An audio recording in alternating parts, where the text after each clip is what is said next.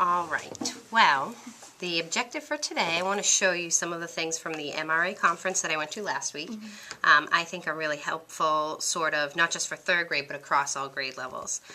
So one of them is actually a neat activity that you can use with writing. And so here is just a regular bag with different items in it. And one of the ways to get kids to develop ideas around items and sort of extend details and make their thoughts deeper, this is a good activity to try. So I thought that it was neat, and I'm going to sort of demonstrate it for you. So you just put anything in here, this strange bag, and I'm going to pull it out. And so I'd ask the child, what did you pull out? They said, a marker. And so that's step one. What is it? Okay. And then step two is, I have handouts for you after too. Okay, so great.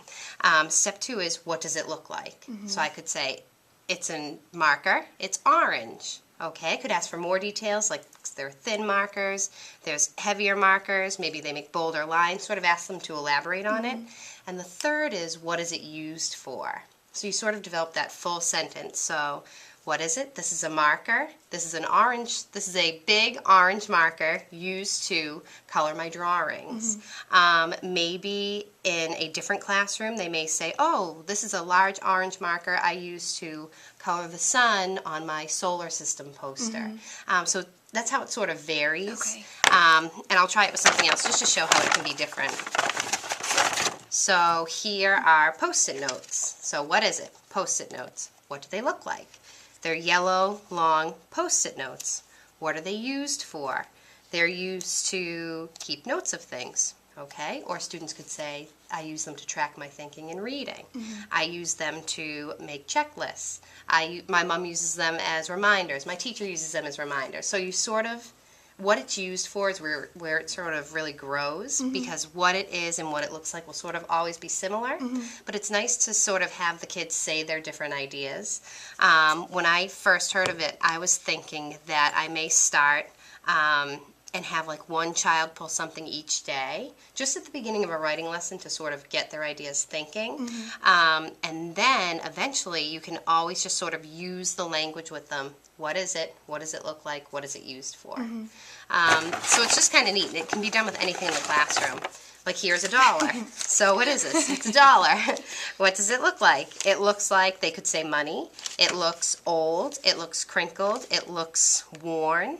And then you'd ask, what is it used for? And I think like money, as opposed to a marker, and Post-its may get more of an interesting response. Maybe kids will say, I'm going to use it to buy milk. And then you say, oh, well, milk doesn't cost $1. It only costs 50 cents. They may say, I may use it to buy milk and then save the change in my piggy bank.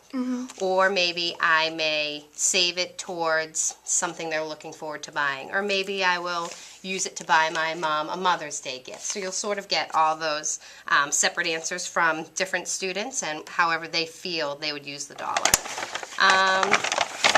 Again, here's an eraser. What is it? It's an eraser. What does it look like? It's a heart. It's pink. It looks like it's from Valentine's Day. What is it used for? So some students may collect erasers. It's used in my eraser collection. It's used to correct my mistakes. It's used to erase any messy marks on my paper. Whatever the kids would use it for. And so that's sort of where I think that you'll find the most varied answers.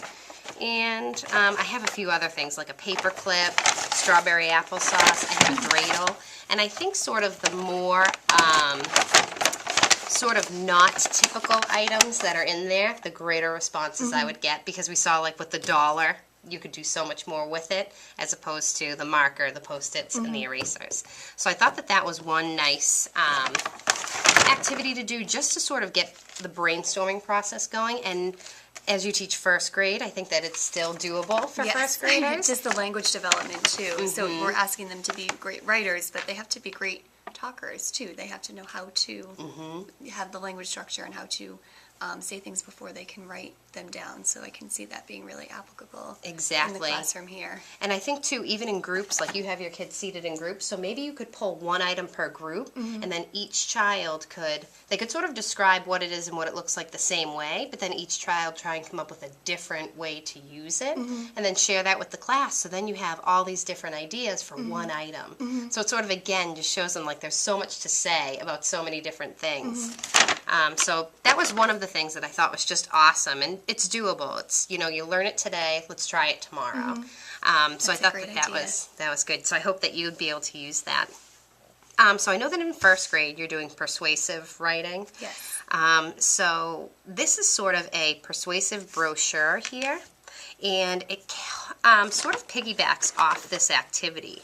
So one of the things is, if we look at this brochure, and I know that this is sort of advanced for first grade, but you could target it to work for your kids. And so this is sort of trying to convince people to visit their town. The town is Tomsville. But you could do something with Plymouth, and it says, the first one is, visitors and residents love Tomsville, modern train station that connects them to nearby communities. So what is it? It's a train station. What is it like? It's modern. What does it do? Connects them to nearby communities. So it's sort of this practice in action. Yep, that's great. So it's picking like a place in Plymouth. I was thinking you take the kids on the lobster tails as a field trip. So this could sort of be a follow-up after the field trip and tying in the persuasive essay. You could say, how can we persuade them to go on how can we persuade visitors that visit Plymouth to go on the lobster tails? And we could say, well, the lobster tails are a really fun boat that speeds across the ocean and gives us a fun field trip, or something like that for the kids. And they could also then try to think, okay, if that's what it did for you, how could you persuade someone else? So maybe talk about if they try to tell their families to come or other friends to come. So again, it's that idea of what is it look like, what is it used for? Again, here's another example, and they're talking about a zoo in the town, and it said, animal lovers enjoy a stroll through the Tomsville Zoo to enjoy and learn about new wildlife. So what is it? What does it look like? What is it used for?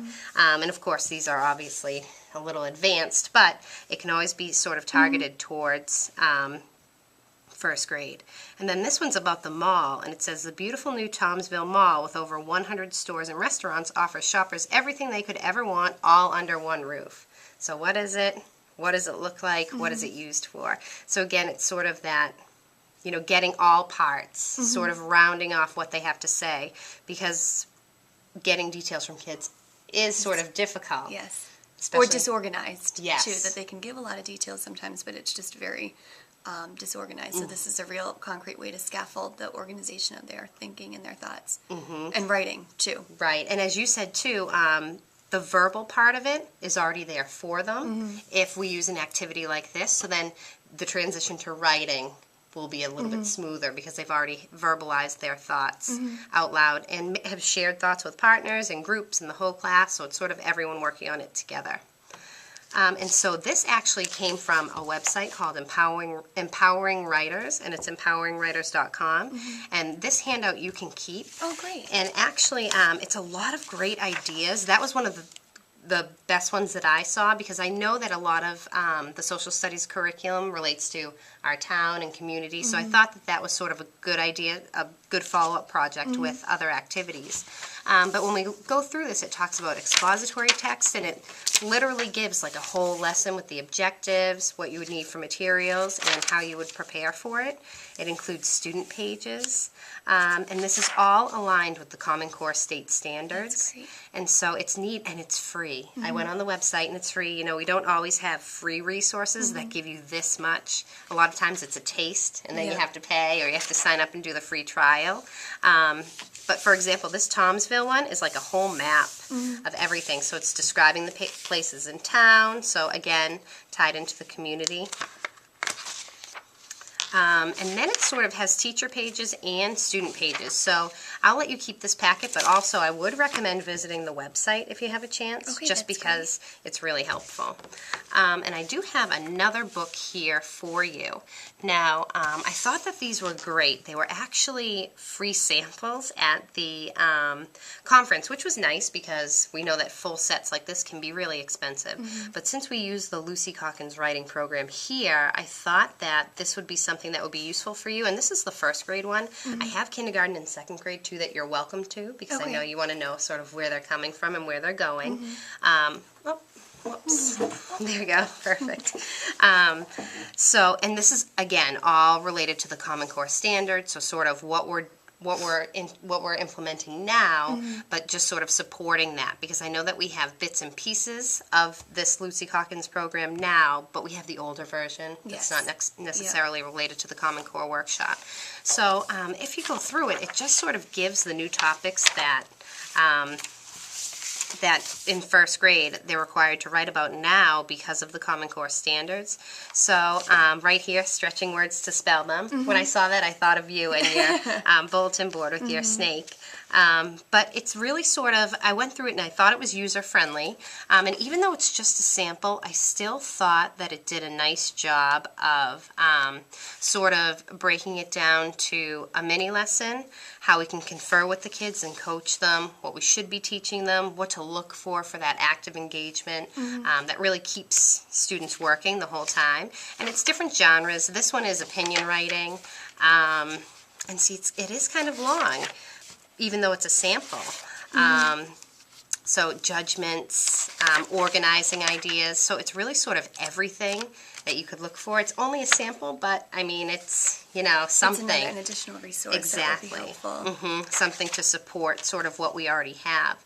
And it does have information to purchase it, but hopefully in the future it would be something that would be added to ours as well. I do also have a sample of this on a disc. This is the Pathways to Common Core. It's the what we look for achievement, and sort of analyzes the standards and gives suggestions of what for us to do, what not to do, and how to sort